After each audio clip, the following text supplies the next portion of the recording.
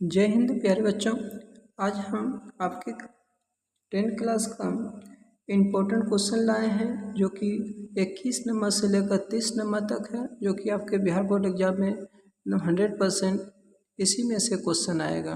ध्यान से देखिए क्वेश्चन क्या कह रहा है। यदि 10a और साइन b बराबर 1/√2 दिया है तो cos a प्लस बी का मान ज्ञात करना है, जहाँ की a और b क्या है, न्यून कोण है। तो ध्यान दीजिए, देखिए सॉल्यूशन करते हैं। सॉल्यूशन में क्या कर रहे हैं ध्यान दीजिएगा।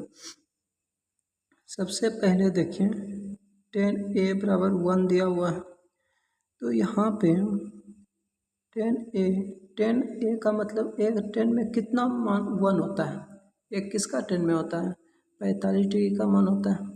तो अब देखिए ध्यान दीजिए, ये 10 कट जाएगा, लेकिन इस तरह कटाना नहीं है आप लोग को। अगर हायर क्लास चाहिएगा तो ये इन्वर्स का रूप हो जाता है, इन्वर्स में जब जाता है तो एक बिना इन्वर्स एक इन्वर्स खत्म हो जाता है, तो वो थीटा के रूप में आता है। तो इसलिए यहाँ पे सिंपल तरीके से 10 क्लास में चल सकता है, यहाँ लिख सकते हैं a बराबर 45 डिग्री। अब ध्यान दीजिए, अब यहाँ पे और एक मान दिया हुआ है साइन बी का मान 1/√2। तो यहाँ पे साइन बी बराबर क्या हो जाएगा, ये किसका मान होता है साइन में 45 डिग्री का होता है। तो अब देखिए यहाँ पे साइन बी बराबर, तो हम डायरेक्ट इसको लिख सकते हैं, ये कट जाएगा तो इसके स्थान पे बी के स्थान पे हम क्या लिख सकते हैं, 45 डिग्री। देखिए ए के स्थान पे भी लिखा हुआ है, निकाल चुके हैं। अब कहा क्या रहा है, कॉस ए प्लस बी का मान निकालना है। तो यहाँ पे ध्यान दीजिए, कॉस ए प्लस बी, तो अब कॉस ए का वैल्यू कितना है, 45 डिग्री है, प्लस बी का मान कितना है, 45 डिग्री है, लिख सकते हैं। अब ये देखिए तो जोड़ेंगे तो कॉस कितना हो जाएगा, 90 डिग्री। आप पढ़े होंगे कॉस 90 का मान कितना होता है, 0 डिग्री होता है, सॉरी 0 डिग्री कहते हैं, 0 मान होता है। यही हमारा आंसर हो गया। देखिए बाबू कहीं कि नहीं बच्चे को कोई दिक्कत तो कमेंट करके हमें बता सकते हैं। 22 नंबर क्वेश्चन देखिए, कह रहा है 7 मीटर ऊंचे भवन के शिखर से एक केबल टावर के शिखर का उन्नयन कोण 60 डिग्री है और उसके पाद का अवनमन कोण 45 डिग्री है, तो टावर की ऊंचाई क्या करें। तो सबसे पहले देखिए हम ध्यान दीजिए, यहाँ पे एक फिगर बनाते हैं, और ऐसा क्वेश्चन जब आ जाए तो हमको फिगर बनाना 100% जरूरी है। तो एक सबसे पहले एक बनाते हैं, क्या दिया है, 7 मीटर भवन दिया हुआ है, तो एक भवन की ऊंचाई बना देते हैं। भवन के शिखर का उन्नयन कोण, भवन एक बना है, और एक देखिए दूसरे साइड में हम बनाते हैं केबल टावर। ठीक, कह रहे इसका पाद बिंदु 7 मीटर, ये कितना दिया हुआ है, 7 मीटर दिया हुआ है। 7 मीटर ऊंचे भवन के शिखर, ये शिखर है, शिखर से एक केबल टावर के शिखर का उन्नयन कोण, इसका शिखर का उन्नयन कोण हमेशा कब बनता है, नीचे बनता है। यहाँ पे हम लंब डाल दिए, इसको मिला दिए, तो ये कितना 30 डिग्री दिया हुआ, 30 दिया हुआ, 60 दिया हुआ, ये कितना दिया हुआ है, 60 डिग्री। ठीक, तो देखिए 7 मीटर ये हो गया, तो ये भी हमारा 7 मीटर यहाँ से यहाँ तक हो गया। तो नाम दर्शा देते हैं हम A B C D E, कोई दिक्कत, जिसमें से 7 मीटर इधर इधर भी हो जाएगा। अब ध्यान दीजिए और आगे पढ़िए, और इसके पाद का अवनमन कोण किसका है, इसका यहाँ का पाद नीचे होता है, अवनमन कोण हमेशा ऊपर बनता है। अवनमन कोण कितना हो गया, 45 डिग्री। तो टावर की ऊंचाई ज्ञात करना है, तो अवनमन कोण आप पढ़े होंगे। यहाँ देखिए एकांतर कोण बन रहा है, ये 45 है, तो ये भी हमारा क्या बन जाएगा, 45 डिग्री बन जाएगा एकांतर कोण से। ठीक है, अब यहाँ पे ध्यान दीजिए, हमको निकालना क्या है, एक त्रिभुज का पहले कर लेते हैं ए बी सी में। तो इसमें से ध्यान दीजिए ए बी सी मेरा ये त्रिभुज है, इस त्रिभुज में दिया क्या है, थीटा है, थीटा के सामने वाला लंब होता है पी होता है, और यहाँ बी होता है। इसका जरूरत नहीं है, इसका हम नहीं निकालेंगे। तो इसके लिए हम क्या यूज करेंगे, 45 डिग्री। 45 डिग्री के लिए हम क्या करेंगे, 10 बराबर पी बटे बी होता है, पी का मान क्या हो जाएगा, ए बी बटे बी सी, ए बी बटे B C. 10 45 degree, A B का मान 7 दिया हुआ है और बी सी का मान कुछ नहीं दिया हुआ है तो बी सी ही लिख देते हैं। 10 45 का मान कितना होता है 1 होता है, ये कितना हो जाएगा 7/BC। तो यहाँ देखिए क्रॉस मल्टीप्लिकेशन करेंगे, BC बराबर कितना हो जाएगा 7 हो जाएगा, कोई दिक्कत नहीं। और 7 ये भी मीटर में ही हो जाएगा, BC का मान कितना हो गया 7 हो गया, इसको भी मीटर ही डाल दीजिए, 7 मीटर हो गया। जब ये 7 है तो ऊपर वाला भी 7 होगा होगा। तो आप ध्यान दीजिए यहाँ पे, अब देखिए हमको निकालना क्या है, ई सी निकालना है, ई सी निकालना है। इसमें से हमको ई सी बराबर क्या हो जाएगा, E D plus C D हो जाएगा। इसका मान नहीं दिया हुआ है तो यहाँ पे ध्यान दीजिए, हम एक त्रिभुज बनाते हैं, त्रिभुज ए डी ई में, ठीक है। इसमें भी देखिए ये थीटा 60 डिग्री है तो थीटा का सामने वाला पी होता है, तो यहाँ भी हम 10 का ही यूज करते हैं। 10 कितना 60 डिग्री, 10 60 में क्या हो जाएगा, तो 10 बराबर ई डी बटे ए डी हो जाएगा।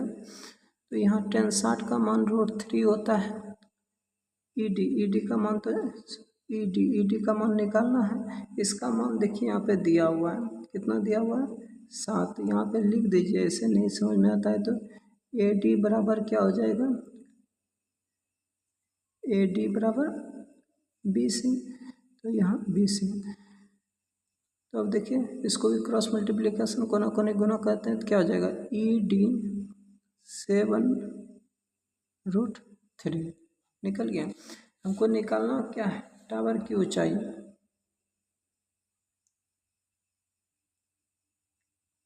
टावर की ऊंचाई निकालना। टावर की ऊंचाई क्या हो जाएगा, ई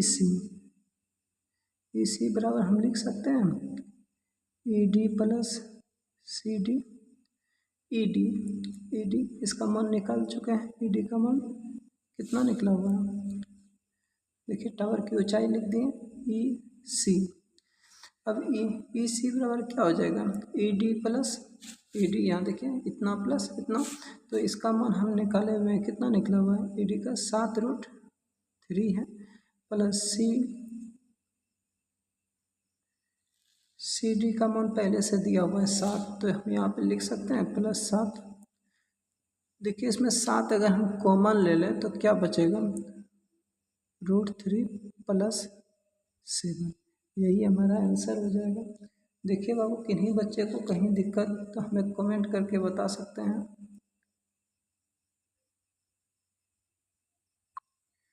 ध्यान दीजिएगा यहाँ पे 7 अगर कॉमन लेंगे, सॉरी यहाँ पे क्या हो जाएगा, 7 कॉमन लेंगे तो यहाँ क्या बचेगा 1 ही ना बचेगा, तो हमारा यही आंसर हो जाएगा 7√3 + 1। देखिए बाबू किन्हीं को दिक्कत है तो कमेंट करके बता सकते हैं। 23 नंबर देखिए क्वेश्चन, ये भी क्वेश्चन छोटा सा क्वेश्चन है, बहुत इंपॉर्टेंट क्वेश्चन है।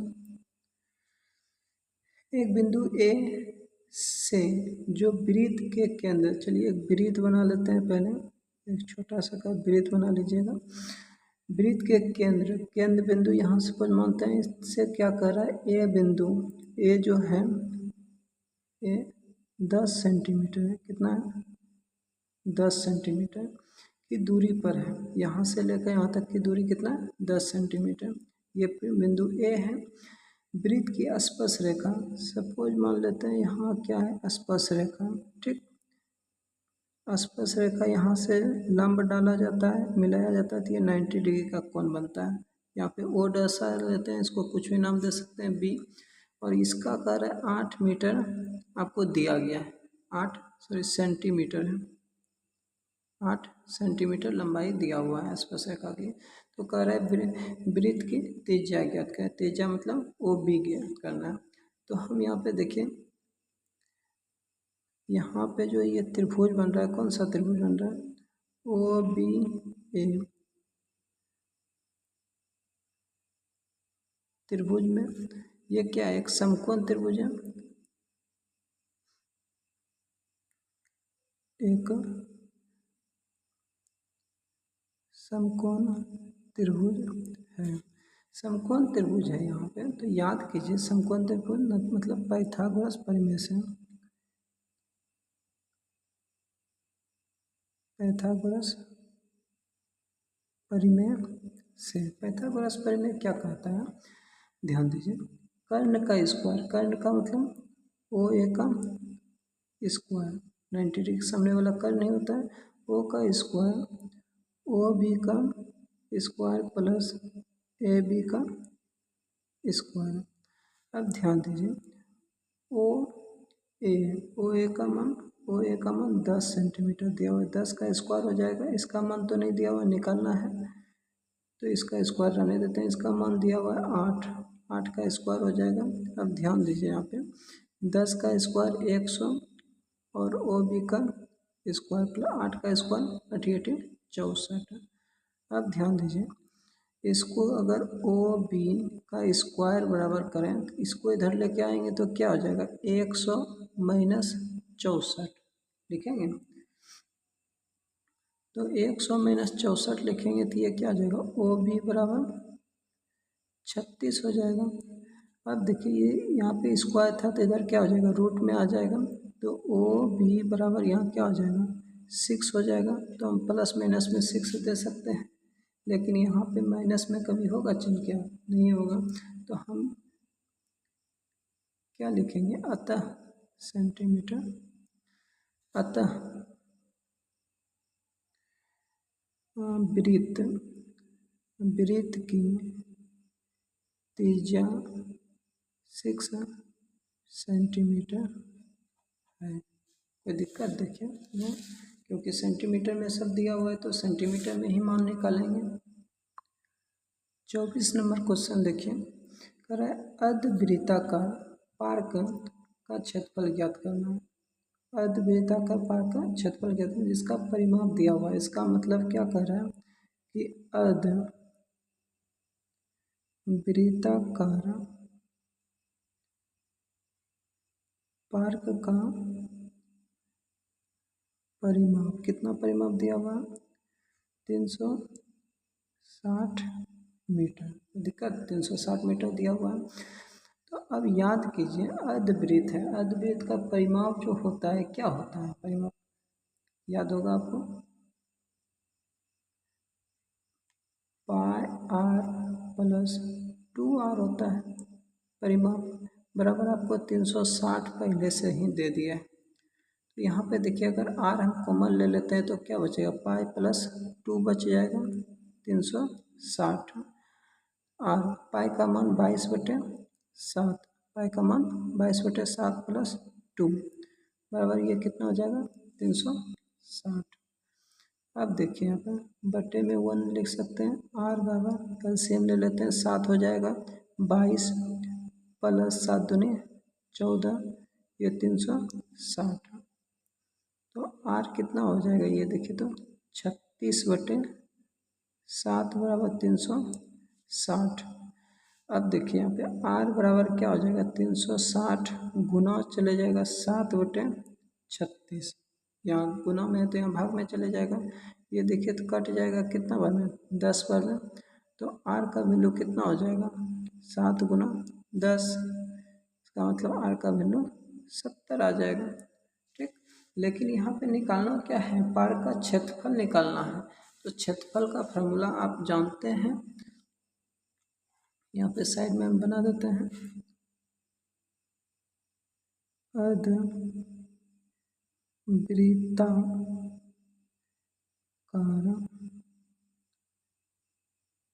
पार्क का क्षेत्रफल क्या होता है, क्षेत्रफल आधा है तो 1/2 पाई आर स्क्वायर, यही होता है 1/2, पाई का मान 22/7 और आर का मान दिया हुआ है 70, 70 का स्क्वायर हो जाएगा, 1/2 गुना 22/7 गुना 70 गुना 70, 70 गुना 70, ये देखिए तो कट जाएगा कितना बार में, 10 बार में, ये 11 बार में कट जाएगा, कितना हो जाएगा, 11 गुना 10 गुना 70। कोई दिक्कत यहाँ तक में, देखिए अगर दिक्कत है तो बता सकते हैं, इसको गुना कर दीजिए तो 7700 हो जाएगा। और ये किस में दिया हुआ है, मीटर में दिया हुआ है, तो यहाँ क्या हो जाएगा, मीटर स्क्वायर हो जाएगा। यही हमारा आंसर हो जाएगा। 25 नंबर क्वेश्चन देखिए, एक शंकु के आधार की त्रिज्या, एक शंकु पहले बना लीजिए, शंकु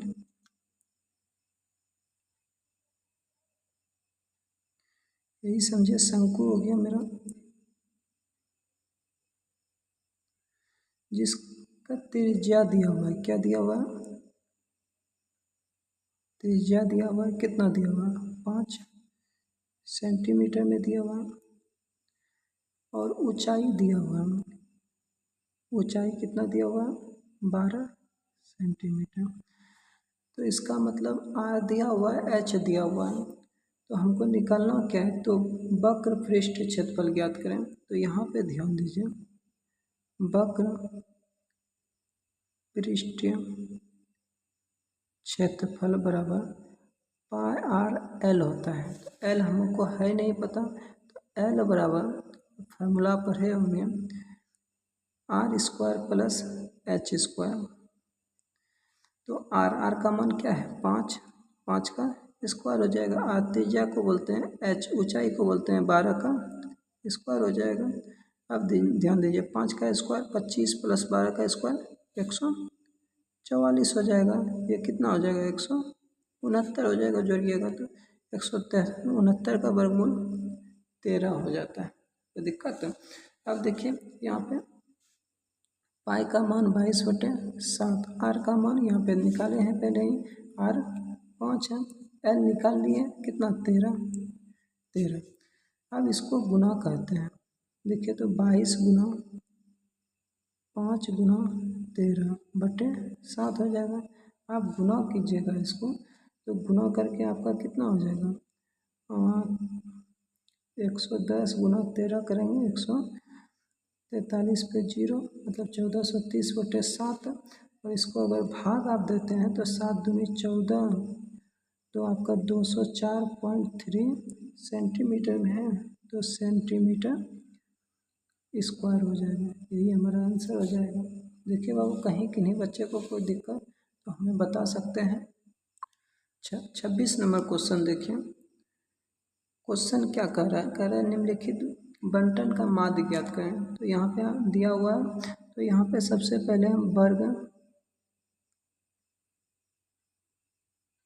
अंतराल का एक कॉलम बनाते हैं, और बारंबारता मतलब एफ दिया हुआ है आपका, चलिए कितना है, 0 से लेकर 10 है, फिर 10 से लेकर 20 है, 20 से लेकर 30 है, 30 से लेकर 40 है, 40 से लेकर 50। ये हमारे पास दिया हुआ है। एफ भी दिया हुआ है, देखिए कितना, 7, 8, 16, 9, 10 दिया हुआ है। तो इससे पहले हम एक्स का मान निकाल लेते हैं।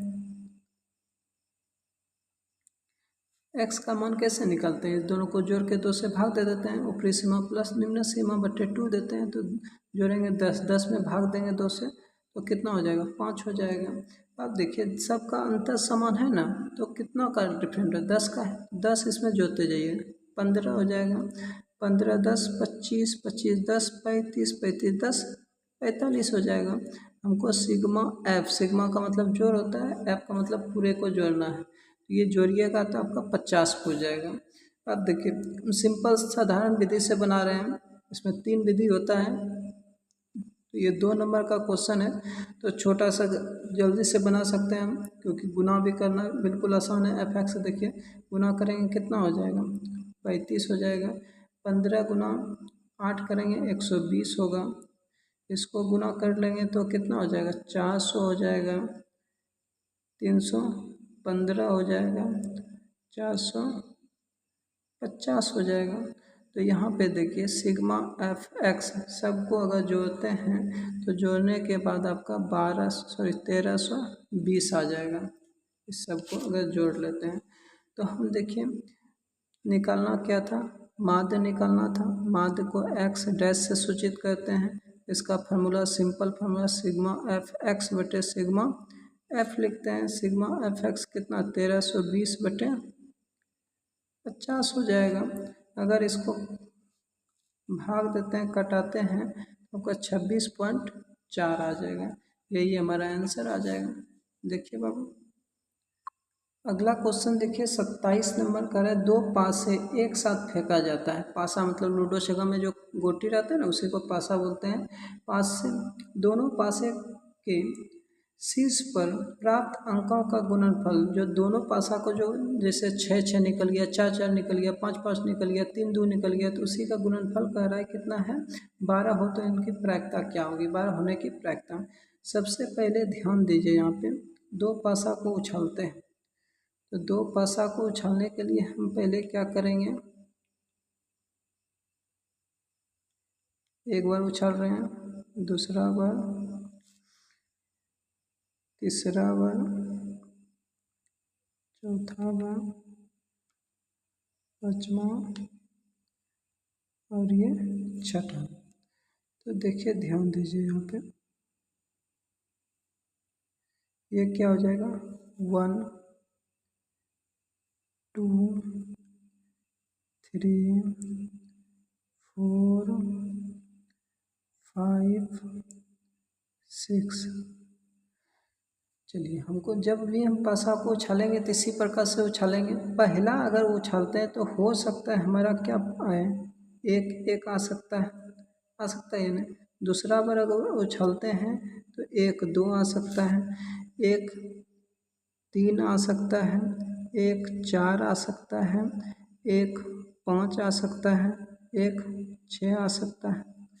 ऐसा भी होगा कि पहला में 2 आ जाएगा और ये 1 हो जाएगा फिर 2 भी आ सकता है 2 3 आ सकता है 2 4 2 5 2 6 3 1 3 2 3 3 3 4 3 5 3 6 ये 5 लिखा हुआ 3 6 मतलब समझ में आ रहा है कि दो पासा को उछाल रहे हैं तो दोनों में क्या क्या आएगा एक में 3 आएगा एक में 1 आएगा एक में 3 आएगा एक में 2 आ सकता है। इस तरह से टोटल हमारे पास परिणाम कितना आ जाएगा 36 आ जाएगा।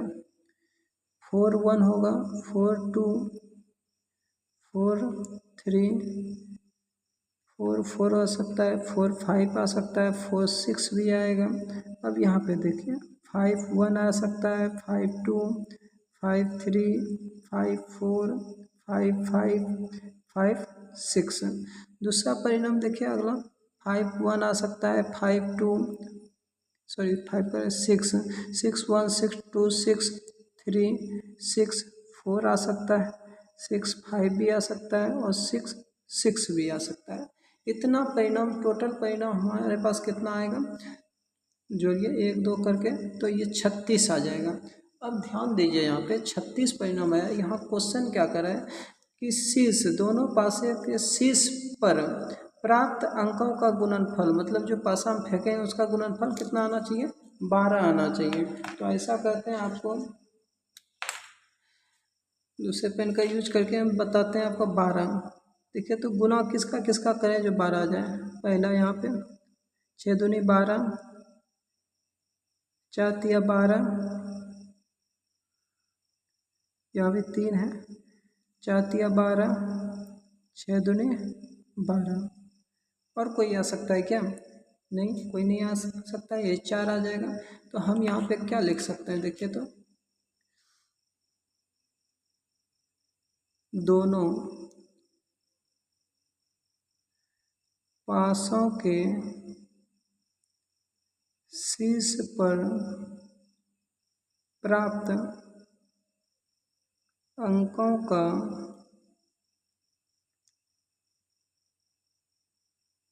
गुणनफल 12 होने की प्रायिकता 12 होने की प्रायिकता। तो टोटल परिणाम कितना है 12 4 ही है और ये पूरा टोटल कितना हो जाएगा 36 हो जाएगा।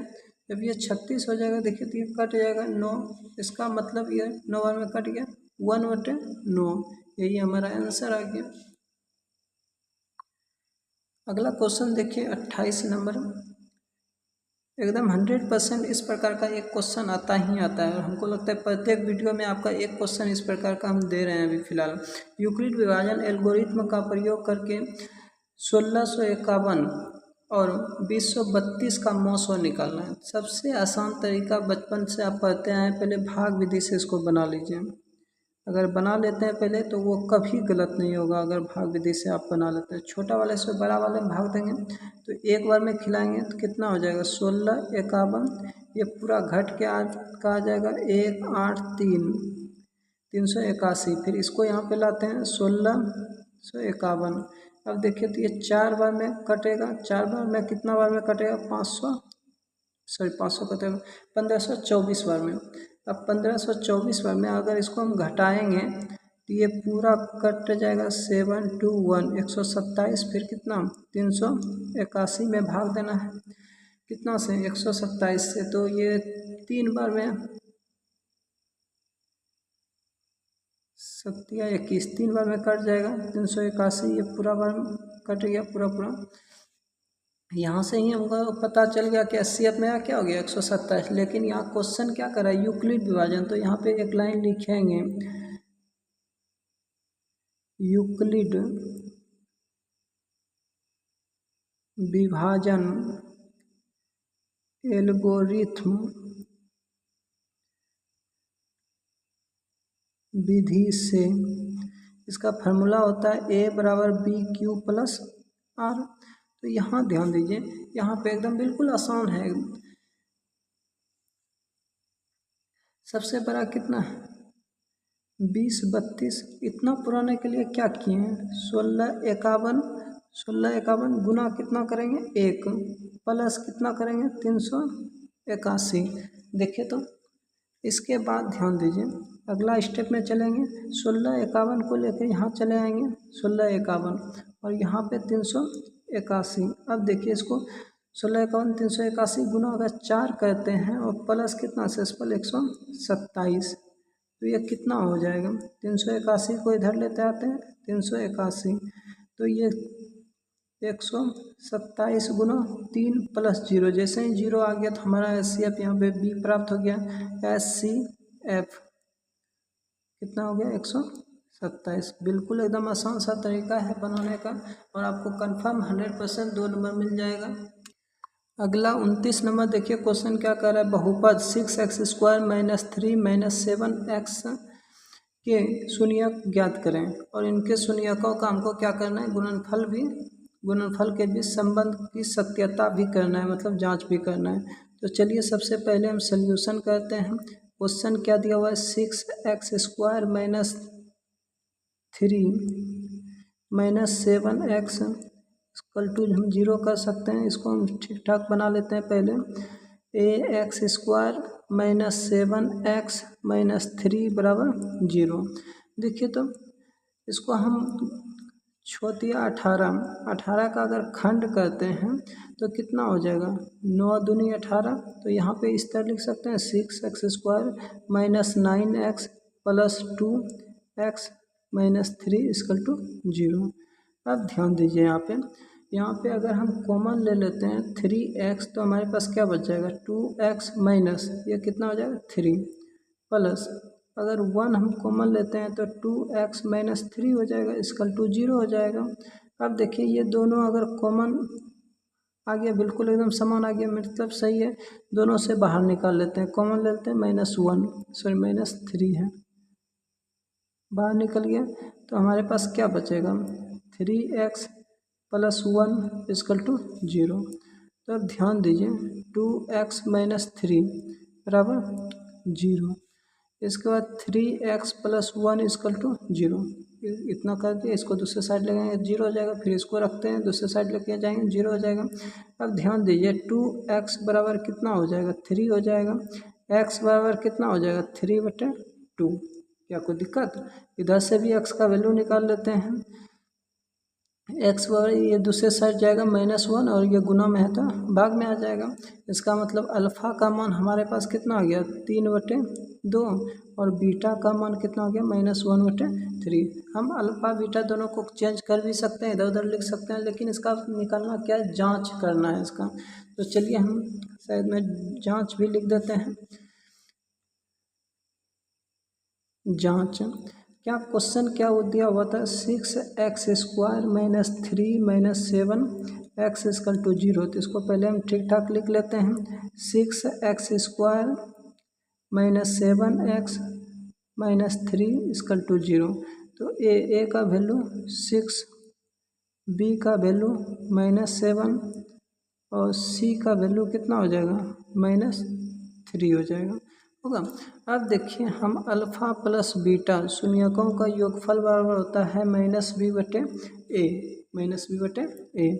अब ध्यान दीजिए अल्फ़ा का मान कितना हो गया 3/2 प्लस बीटा का मान कितना है -1/3 माइनस बी का बीटा का मान बी का मान कितना है -7/a का मान कितना है 6 हो गया। अब ध्यान दीजिए ये 3/2 प्लस माइनस -1/3। अब देखिए ये क्या माइनस माइनस प्लस हो जाएगा 7/6 हो जाएगा। इसका एलसीएम लेंगे तो कितना 6 हो जाएगा, तो ये 9 हो जाएगा -2 ये 7/6। तो ये देखिए तो 7/6 बराबर 7/6 ये बिल्कुल सही है। देखिए सेम हो रहा है।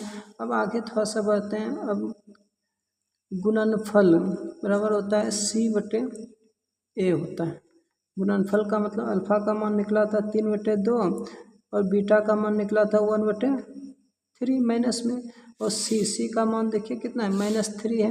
तो हम -3/a का मान कितना है 6 है, तो हम 6 लिख सकते हैं।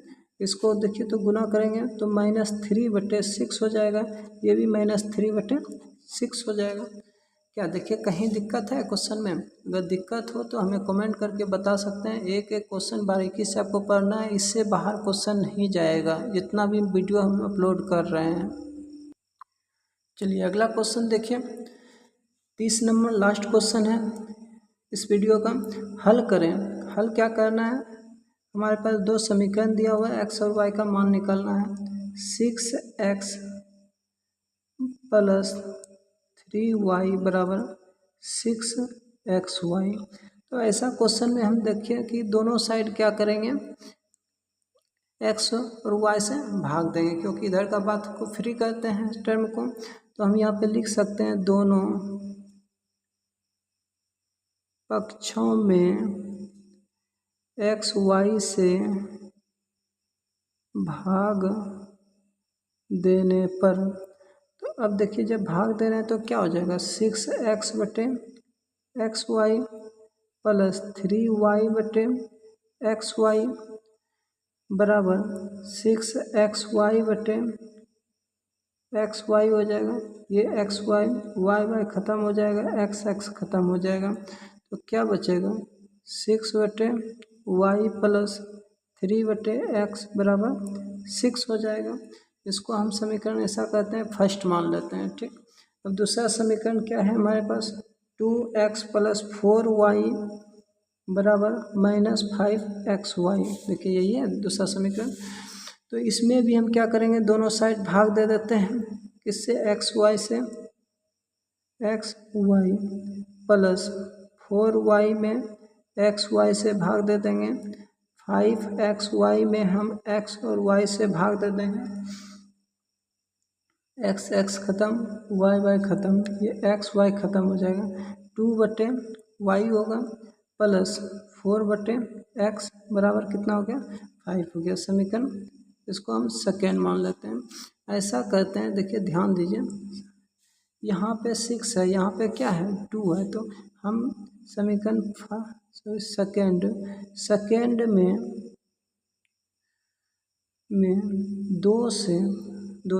3 से गुना करके समीकरण फर्स्ट में घटाने पर लिख सकते हैं। देखिए समीकरण फर्स्ट क्या है, एक्स बटे वाई प्लस 3/x बराबर 6, ये समीकरण फर्स्ट आपका दिया हुआ है। दूसरा समीकरण यहाँ पे इसमें क्या कर रहे हैं, 3 से हम गुना कर रहे हैं, 3 दूनी 6/y और प्लस 3 4 दिया 12/x बराबर 5 दिया 15 हो जाएगा। देखिए अब इसको क्या कर रहे हैं, घटा रहे हैं, तो चिन्ह बदल जाता है, ये दोनों कट गया तो हमारे पास कितना हो गया,